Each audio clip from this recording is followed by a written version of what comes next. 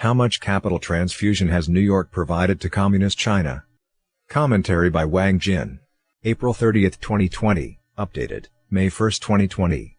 New York, the world's top financial and business center, has been hit hard by the CCP virus, commonly known as the novel coronavirus.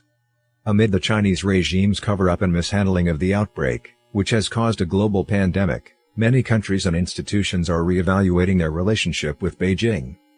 Could New York's powerful institutions, such as Wall Street and the pharmaceutical giants headquartered in the city, ever consider decoupling from China, given their long history of close economic ties? How much blood transfusion have they provided to the CCP in the past? During an interview with CNBC on April 25, 2019, former White House chief strategist Stephen Bannon said, "The entire operation of the Chinese Communist Party and what they're running in China is being funded by Wall Street. Corporate America today is the lobbying arm of the Chinese Communist Party and Wall Street is its investor relations department." According to a document released by the U.S.-China Economic and Security Review Commission, USCC, which reports regularly to the U.S. Congress, as of February 25, 2019, there were 156 Chinese companies listed on the NASDAQ, New York Stock Exchange, and the NYSE American, formerly known as the American Stock Exchange, the three largest U.S. stock exchanges, with a total market capitalization of $1.2 trillion. This document also shows that among the Chinese companies listed on U.S. stock exchanges, Alibaba had a market value of $458.6 billion. Its main investment institutions include top U.S. financial institutions such as New York-based Goldman Sachs, J.P. Morgan Chase, Morgan Stanley, and Citigroup, among others. PetroChina has a market value of $123.6 billion. Its major investor institutions include New York-based BlackRock Group, J.P. Morgan Chase, Citigroup, and Goldman Sachs. BlackRock Group is one of the largest investment management corporations for listed companies in the United States. PetroChina is a state-owned enterprise directly controlled by the CCP. Sinopec, another Chinese state-owned enterprise, has a market value of $5.4 billion, and Morgan Stanley is one of its major investor institutions. Needless to say, the funds Chinese companies obtained from the U.S. stock market have fallen into the pockets of the CCP or these financial institutions. If any Chinese company is delisted from U.S. exchanges, apparently both China and the U.S. financial institution would have to suffer the loss. How much has Wall Street invested in listed Chinese companies? Wall Street has invested hundreds of billions of dollars in Chinese companies listed in the United States. Statistics from Bloomberg at the end of November 2017 revealed that one-third of the 215 major investment funds on Wall Street bought Alibaba stocks. In October 2019, BBC compiled a table based on data provided by Refinitiv and CNN, which showed that BlackRock held about $9 billion worth of Alibaba shares, nearly $1 billion worth of Baidu stock, and tens of millions of dollars worth of Tencent shares. Among all U.S. institutional investors, BlackRock, T. Rowe Price Associates, and Vanguard Group are the top three in total investments in China. Their combined investments in Chinese companies exceeded $40 billion. Two other major investment funds, State Street Global Advisors US and Invesco Advisors Incorporated, also held a large amount of Chinese company stocks, with a total market value of approximately $15 billion. What is the return on investment? In 2019, data released by the Washington State Investment Board showed that from 2017 to 2018, the internal rate of return on investment, ROI, in Warburg Investment China Fund reached 24%, while the fund's private equity portfolio ROI was only 15.3% in 2018. Chinese state media touted Alibaba as an outstanding performer for investors. The return was usually several times that of the initial investments. So, to what extent has the CCP penetrated the U.S. capital market? In an interview with NTD reporter Simone Gao at the end of 2019, Roger Robinson, former economic and financial strategist under U.S. President Ronald Reagan, gave an estimate of the scale of investments in China. He said, "I've seen a number of $1.9 trillion from the equity or stock side alone and as much as another trillion in bonds."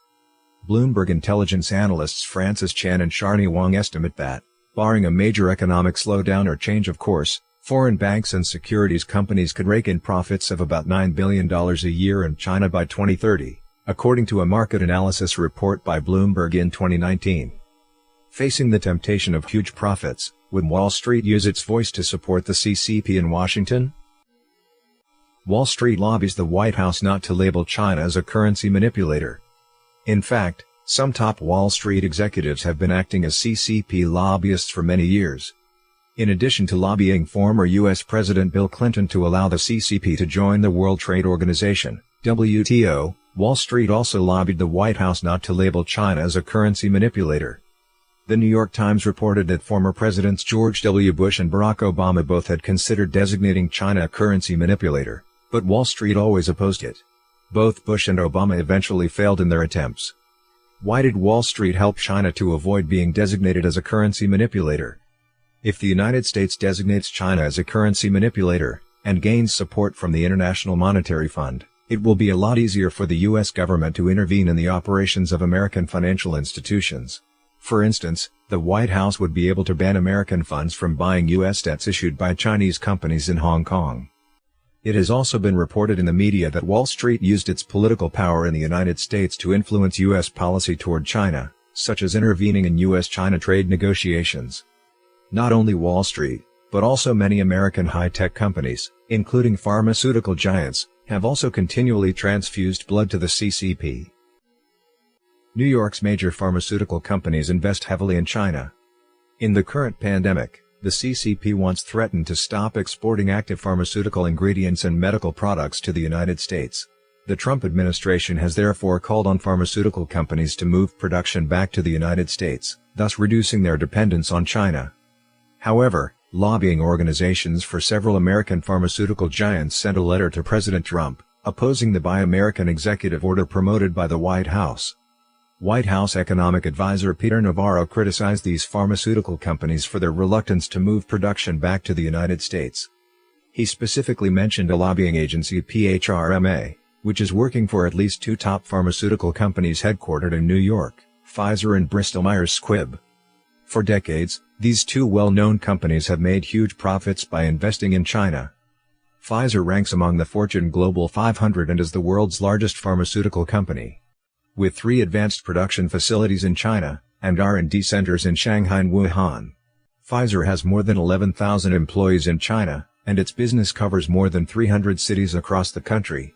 The company has invested nearly $1.5 billion in China and has also profited hugely from its China investments and operations. Bristol-Myers Squibb is also a Fortune Global 500 and a well-known multinational pharmaceutical company. It is best known for cardiovascular drugs, anti-cancer drugs, and central nervous system drugs. It also develops and produces anti-rejection drugs, Nulojix, for organ transplantation, which was approved by the U.S. Food and Drug Administration in 2011. Where is the United States heading? Communist China is the worst human rights violator in the world. Blood transfusion to the CCP is undoubtedly also a transfusion of blood to a criminal regime. On March 11, 2020, the U.S. Department of State issued the 2019 Country Reports on Human Rights Practices. The report cited a study by Australian National University on China's official statistics of organ donations, which concluded that there was highly compelling evidence based on statistical forensics that the data was falsified. In June 2019, China Tribunal, a London-based independent tribunal investigating allegations of forced organ harvesting in China, published its final judgment, confirming that the CCP had forcibly harvested organs from Falun Gong practitioners and other prisoners of conscience on a significant scale for many years. On the basis of all direct and indirect evidence, the tribunal concludes with certainty that forced organ harvesting has happened in multiple places in the PRC and on multiple occasions for a period of at least 20 years and continues to this day, stated the summary judgment, which was later quoted by the U.S. State Department. It also noted, waiting times, for organ donors, in the PRC, are much shorter than usual in the rest of the world and often as little as 2 weeks. An independent investigation team, formed by David Kilgore, former Canadian Secretary of State, Asia-Pacific, and human rights lawyer David Modis published a report on July 6, 2006 after 2 months of investigation and evidence collection. The report stated that with verification and re-verification of 18 categories of evidence, the team concluded that there has been and continues today to be large-scale organ seizures from unwilling Falun Gong practitioners. At a news conference, Modis called forced organ harvesting from Falun Gong practitioners an unprecedented evil on this planet. At a press conference of the Committee on the Present Danger, China, CPDC, in June 2019, committee member Stephen Bannon criticized Western elites, such as Wall Street, for dancing with the CCP even though they were fully aware that the regime has severely violated human rights and freedom of religion. The problem is that the elites in this world, the capital markets guys from Frankfurt, the City of London, Wall Street, the international corporations, they have been running this scam for 20 years, financing and providing the technology to the radical cadre of the CCP that has built up such a Frankenstein monster, he said. In November 2019, the CPDC held another press conference, pointing out that Chinese companies financing in the U.S. capital market, including ZTE, Hikvision, and others, not only threaten U.S. national security, but also violate human rights inside China. Roger Robinson spoke at the press conference, saying that the United States is now at a crossroads. He warned about the multi-trillion-dollar stakes associated with China's access to U.S. capital markets, and the problematic nature of many of the Chinese companies now being financed by major U.S. corporations. He said the CCP should stop receiving financing from the United States immediately. Otherwise, the consequences for the United States would be devastating.